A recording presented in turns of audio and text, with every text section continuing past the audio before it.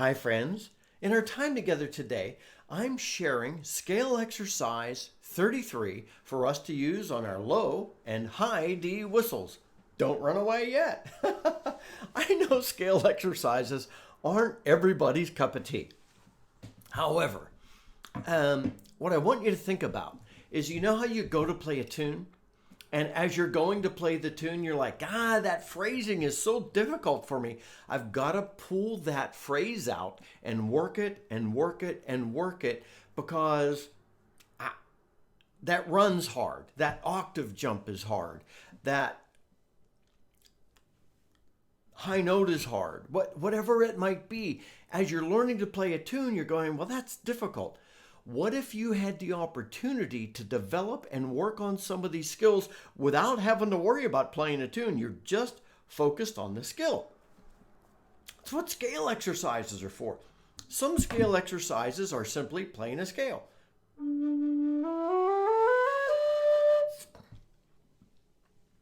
You're working on the scale. You're working on tone quality, hole coverage, speed maybe, ornamentation, something like that. Some scale exercises are little pieces of a tune that you pull out and then you play it as low as you can and then you walk up the scale as high as you feel like. And that's actually what scale exercise 33 is. I recently introduced and then shared a practice session of John Doherty's March. And there's a repeated phrase in it that the tune actually starts, and that's A, first octave, A, second octave. And you don't want to just play. You want to be able, that octave jump is not easy. You need to practice the octave jump. You're going to find octave jumps in tunes, so work on the octave jump outside of a tune. That's what the scale exercises do. And then you get to the B part, you find,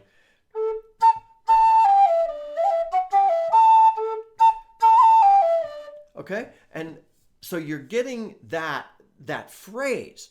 And what I've done is I've pulled that phrase out and replicated it so that I had to flip it so that I could walk up the scale. So I start off with a low D.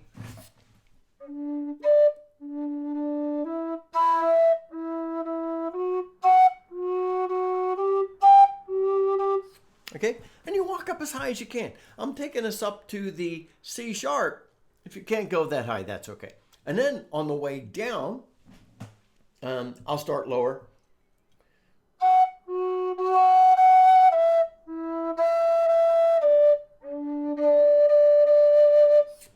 Okay, so what you're doing is you're taking a phrase that could be a challenge out of a tune, and then you're learning to work on that phrase up and down the scale, which is going to enhance a wide range of abilities for you in playing your whistle. Breath control, breath pressure, octave jumps, ornamentation. You've got repeated notes here, and on repeated notes up and down the scale, and then you've got an octave jump where you can ornament an octave jump. These are things you've got to practice outside of a tune so that when you get to a tune, you're not flummoxed. So this is going to be really helpful. And some of you are thinking, does this mean that anytime I get a difficult passage of a tune, if I feel like it, I could make my own scale exercise and work it up and down? Oh yeah, go to town. I think that's very, very helpful. So like I said, I'm starting off with a low D and working up to beginning with the C sharp and then going to the second octave C sharp.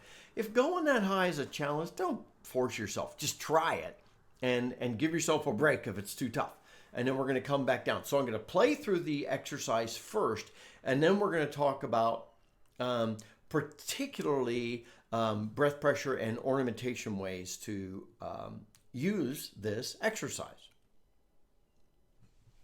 So I'm putting a link at the top of the notes to this video so that you could access the page on my website and download the exercise if you use, like music or tabs.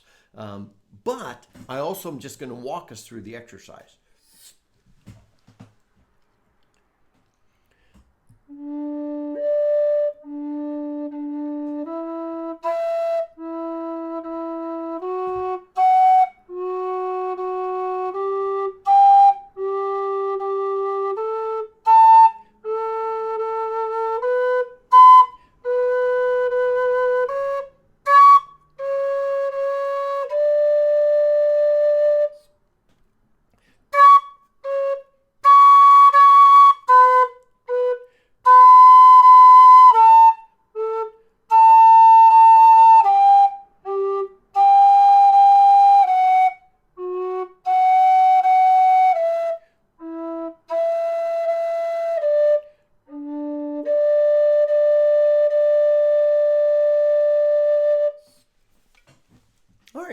is the entire exercise.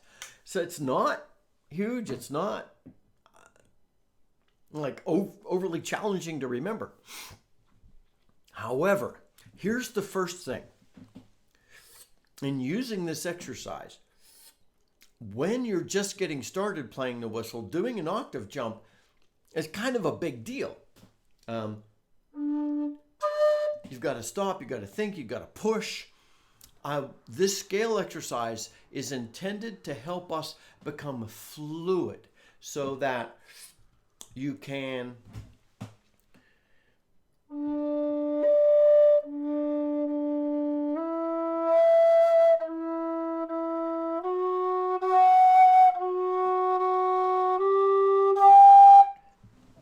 every whistle. It doesn't matter how long you've been playing.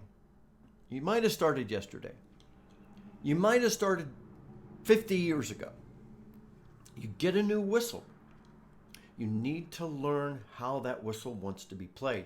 And that requires you to understand the breath pressure. Now, if you've got tons of experience, you may be able to flex on the fly. But you have to have developed the experience to know that the second octave requires almost all the time slightly different breath pressure than the first octave. This scale exercise helps you learn that. And it helps you learn it on repeated notes, which gives you the opportunity then to work on ornamentation. Like, how will you ornament the,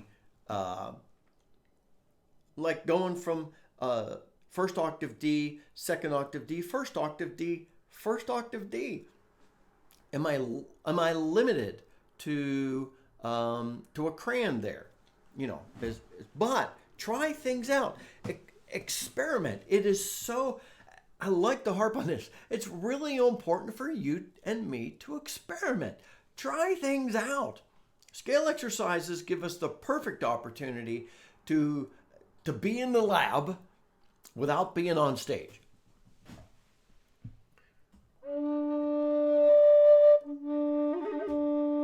Okay? That might be expected. But what about, what ornamentation can you do on the jump from the E to the E? You could slide. You could cut. Tap.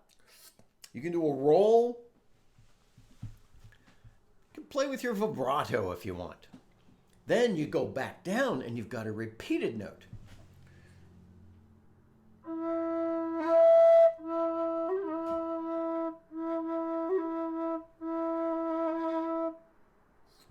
See? You could line up your ornaments and you could work through every one of them. One of the ways I like to do it is I'll choose a couple ornaments. I'll choose one ornament to use on the octave jump, and then another ornament on the repeated notes.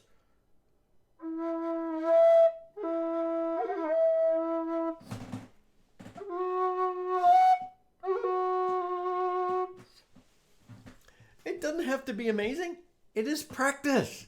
This is where you work on things, you try things, you experiment with things. And then as you're walking down, you've got the second octave notes repeated. So this is so very helpful for us, my friends. It's hard to stress too much the importance of scale exercises because they are just so helpful. You're developing skills apart from a tune, and you're taking those, and then when you go to a tune, you're going to be so much better. So please dive into scale exercise 33. Do whatever silly ornamentation you want to do. Go to town, experiment with it. And also, one other thing, vary your volume. Try and vary that. You know, you get up there. Can you play How quietly can you play the second octave?